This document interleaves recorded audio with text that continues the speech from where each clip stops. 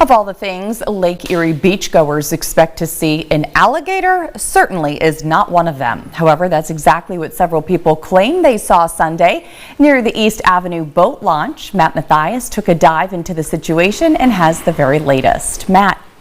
Well, Jen, that's absolutely right. Lake Erie is much further north than where alligators typically live, but after a sighting over the weekend caught on video, officials are investigating. After the sighting of a 4 to 5 foot alligator on Sunday, eyewitnesses reached out to Erie police, who then passed it along to the Erie Port Authority. We are very diligent in making sure, keeping an eye on the water and of course on the land, and we have not had a sighting since then.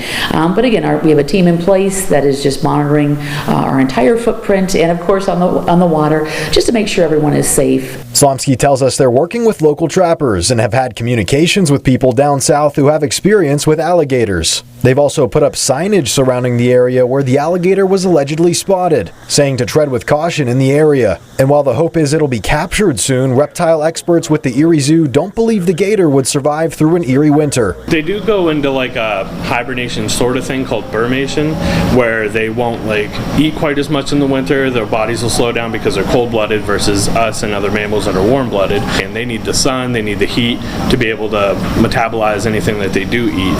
Julius believes due to the estimated size of the gator spotted in Erie, it's around 2 to 4 years old, and it'll likely try to have a diet consisting of frogs, tadpoles, fish, and maybe even smaller mammals. Right now, the working theory is that the gator was someone's exotic pet, and it was unfortunately released by the owner into the lake. It's definitely more scared of you than you are of it, so it will probably just swim away from you anytime you're within 10 feet of it, so it's not really going to come after you.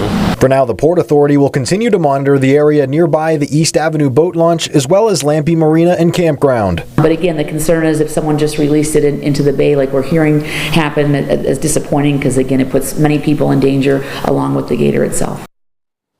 Now, the Port Authority is asking people to call them if they spot the alligator at 814-455-7557, extension 223. Sean. All right, Matt Mathias reporting tonight.